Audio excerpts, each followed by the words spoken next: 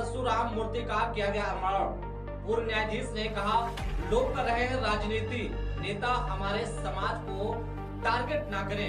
यहाँ बहराइच के शंकरपुर चौराहा में आज उत्तर प्रदेश के पूर्व न्यायाधीश प्रमोद कुमार मिश्रा ने मंडी आश्रम पर परशुराम भगवान की मूर्ति का अनावरण किया गया और ब्राह्मण समाज के लोगों को एकजुट होकर ब्राह्मण समाज के प्रति बोलने वाले को करारा जवाब देने की बात कही है।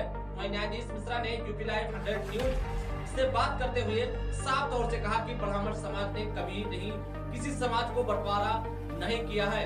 लोगों ने अपनी राजनीति चमकाने के लिए ब्राह्मण को बदनाम करते हैं। आज हमारा बहराइच आना हुआ और ब्राह्मण समाज को लोगों को जोड़ेंगे, हमें कोई राजनीति नहीं करनी है। देखिए खास रिपोर्ट।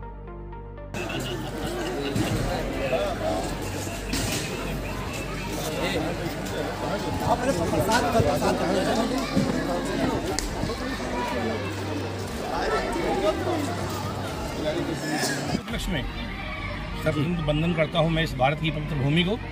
और आज ब्राह्मणों का ये जो सम्मेलन था, ये सम्मेलन मुख्य रूप से 3 उद्देश्यों को, 3 बिंदुओं को लक्ष्य में रखकर किया गया।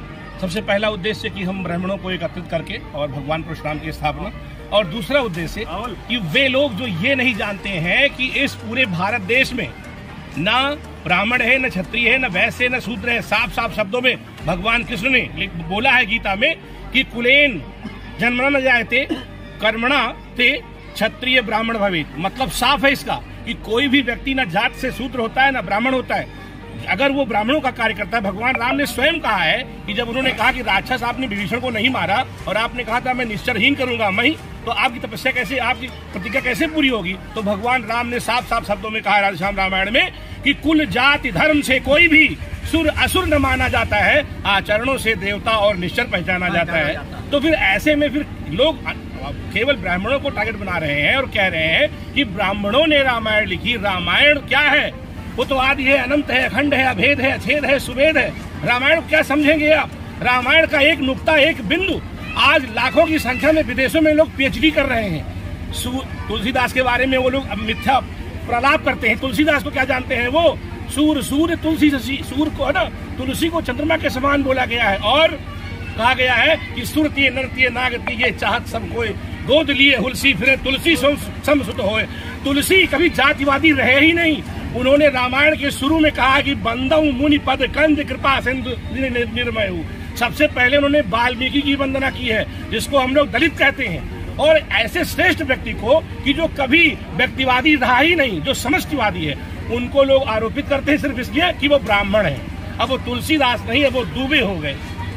आज की रैली में जहां जहां पर रास्ते में लोगों ने पूछा है, मैंने कहा कि सबसे पहले हमें तुलसीदास के उस चरित्र को पहचानना है। वो महान सलाका देवत्व प्राप्त व्यक्ति कभी भी इस क्षुद्र मानसिकता का परिचायक नहीं था। और तीसरी बात यह है कि ब्राह्मणों को कुछ भी कह देना बड़ा सरल है।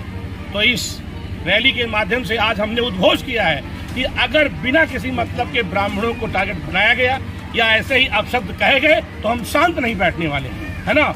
कहा गया है ये ब्रह्मवान, ये ब्रह्म फांस, ये ब्रह्म शक्ति ब्रह्मा का है, हम उसे काट भी सकते हैं, सम्मान ध्यान ब्रह्मा का है। तो इसलिए ये इस रैली का ये उद्देश्य था और मैं बहुत बहुत धन्यवाद देता हूँ आप लोगों को कि आपने हमारी वाणी को लोगों तक पहुँचाने में हमारा सहयोग किया। जय हिंद, जय भारत माता, वंदे मातरम। ये ऐसे राजनेता जो दुराग्रह से भरे हुए और जो हिंदू धर्म को विभाजित करना चाहते हैं, मैं उनकी निंदा करता हूं, मैं उनकी भर्त्सना करता हूं। और आज हमारे इस पवित्र धर्म स्थल पर भगवान परशुराम जी की मूर्ति का अनावरण हुआ है और हम हिंदू समाज एकजुट है, संगठित है। और ऐसे लोग जो हमारे धर्म को नुकसान पहुंचाना चाहते हैं, हम उनको इसका करारा जवाब देंगे अपने इसी आश्रम पर से। और हम सब आज पूरे जोश से हैं, पूरे इलाके के लोग आए हैं। ये प्राचीन धर्म स्थल है और भगवान परशुराम जी की मूर्ति का अनावरण हुआ है। हम लोग बहुत ही खुश हैं। सर, आज क्या कार्यक्रम था? आज आपका आना हुआ? अखिल भारतीय ब्राह्मण एकता परिषद की बहराइच इकाई द्वारा आज भगवान परशुराम की मूर्ति का स्थापना उसी में आया। और यहाँ लोगों से मिल करके बहुत प्रसन्नता हुई, बहुत खुशी हुई। ऐसा लग रहा है कि अपने परिवार में आया और भगवान परशुराम की मूर्ति को माल्यार्पण करके स्थापित करके मैं अपने आप को बड़ा सौभाग्यशाली समझता हूँ।